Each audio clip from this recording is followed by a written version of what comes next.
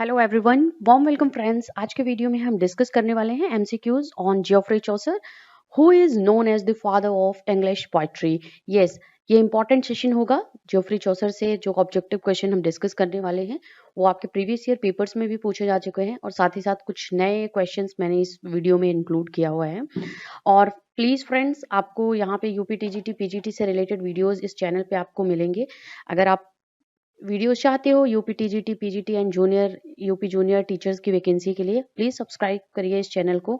And साथ ही साथ move on करते हैं पहले क्वेश्चन की तरफ जो कि इस वीडियो का है।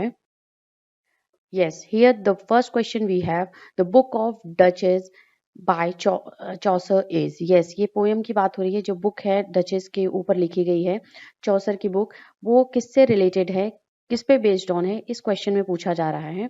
And we have the option here, lengthy allegory on the death of his patron's wife, short lyrical story on the Duchess of Wales, and long narrative story of her adulterous Duchess, या tribute to his beloved and his beauty.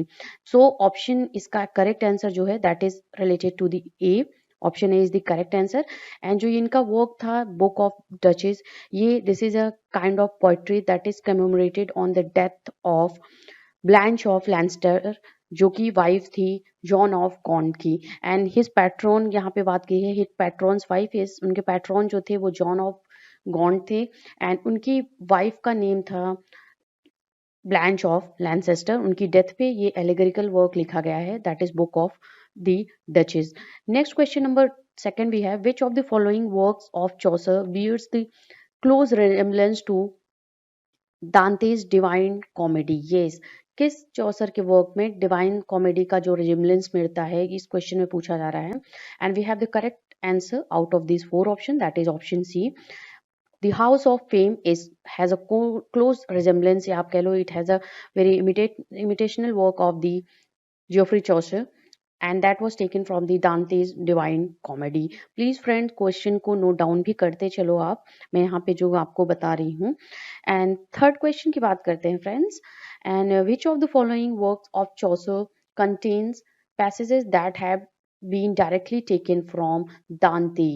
Yes, दांते के work inferno से, उनके work से चौसर ने कुछ passages contain किए हैं अपने वर्क के लिए। उस वर्क का नाम बताना है, उस लिटरेरी वर्क का नाम बताना है जिसको को चौसर ने लिखा हुआ है, उसमें कुछ पैसेजेस जो उसने अडॉप्ट किया हुआ है, that is taken from the Dante's inferno, that is the work by Chaucer, that is the parliament of fowls. And ये इनका वर्क है जो कि पैसेजेस जिसमें इंक्लूडेड हैं वो दांतेज की इन्फर्नो से लिए गए हैं। Number 4 question we have, Chaucer used octave rhyme, the 8 syllabic line rhyming couplet in. We have the option and the correct answer we have here, option C, that is the book of the Duchess, जो John of गॉन्ट की wife की death के ऊपर ये इनका work है, एलोगरिकल work है, the book of duchess. इसमें ऑक्टेव राइम का यूज करा हुआ है, 8 syllabic rhyme line rhyming in couplet. Yes. And we have the next question, that is, in prologue and contemporary tales, Chaucer employed the, we have the option, octave rhyme, rhyme royal, or heroic couplet, or both A and C. So correct answer is that is heroic couplet. In prologue to Canterbury Tales, that is the masterpiece work of Geoffrey Chaucer, इनका masterpiece work है और इन्होंने The Canterbury Tales को heroic couplet में लिखा हुआ है। Question number 6 we have, the rhyme royal which Chaucer so effectively used in Troilus and Cressida is arranged in a stanza consisting 10 syllabic line and havoc.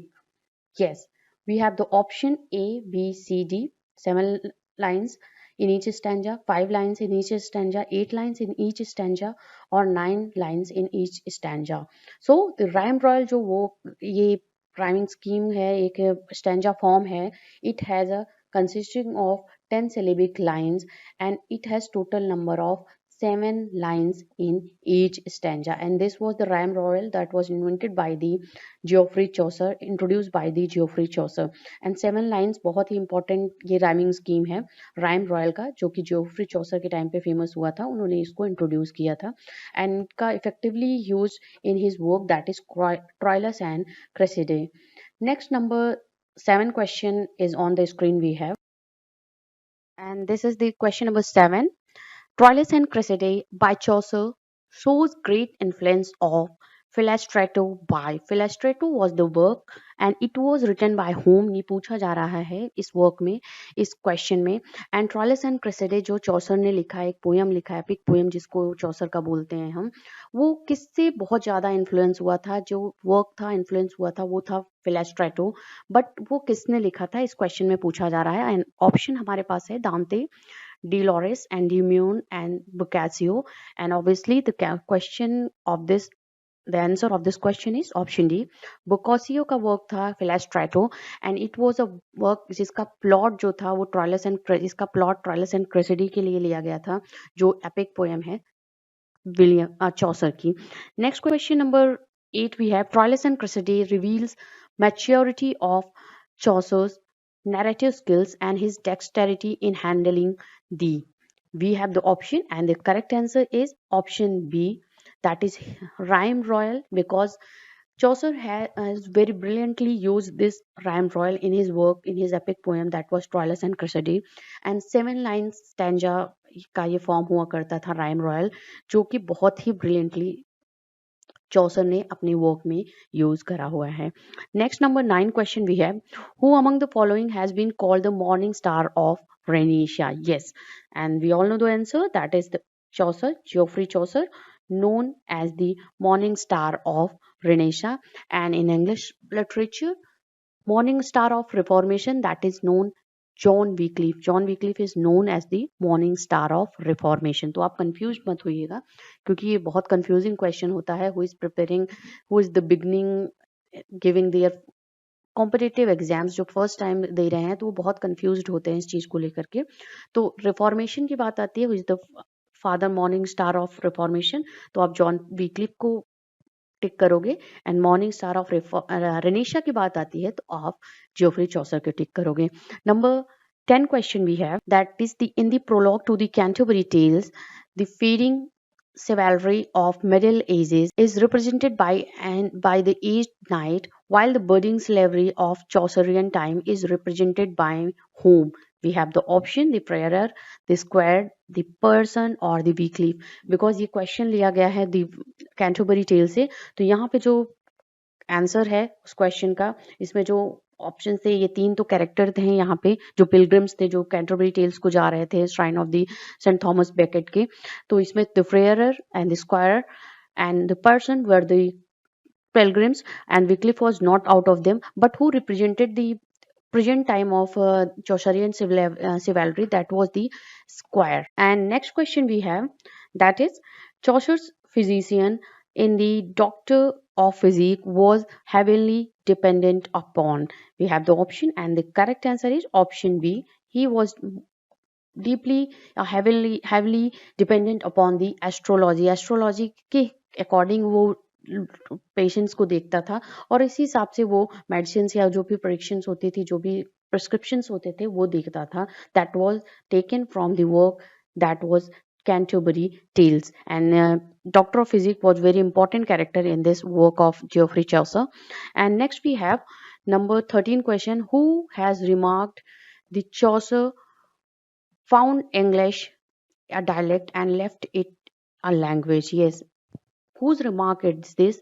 Who had said this about Chaucer, that Chaucer found English a dialect and left it a language? Because he had used Middle English dialect very brilliantly or very finely in his work. And we have the option, out of these 4 options, the critic who had said this about Geoffrey Chaucer, that was Lowell. Yes, option D is the correct answer. Question number 14 की तरफ move on करते हैं. Is the very idea of the Canterbury Tales is believed to have been taken from Boccaccio's ये वोकेसियो के किस work से लिया गया है कैंटरबरी टेल्स का आइडिया, ये क्वेश्चन है। And we have the option and the correct answer is that is Decameron. Yes, this was the option A is the correct answer. This was taken but Decameron of the work of Boccaccio. And Philostrato की बात हमने कर ली है, it was the also work of Boccaccio. और Trials and Cressida का जो subject matter था, plot था एपिक पोएम का, वो इनके इस वर्क से इन्फ्लुएंस्ड है, that is Filostrato. Next work की बात करते हैं, 15 number question. The poem of Chaucer known to be the first attempt in English to use heroic couplet, that is, poem की बात हो रही है, कौन से पोएम को फर्स्ट अटेम्प्ट बोला जाता है इंग्लिश में to use heroic couplet, and that was used by Geoffrey Chaucer. And we have the correct answer out of this four option, option C. Option C is the correct answer, that is the work The Legend of Good Women. This was the work of the Geoffrey Chaucer, The Legend of the Good Women, and ये work है जिसको first attempt in English बोलते हैं to use heroic couplet. Number 16 question we have on the screen. Hodgson has rightly said that under the influence of Chaucer in English poetry, the rhyme gradually displaced. We have the option that is displaced alliteration. Yes, option B is the correct answer.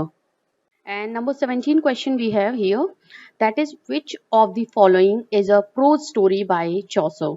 We have the option and the correct answer is option D.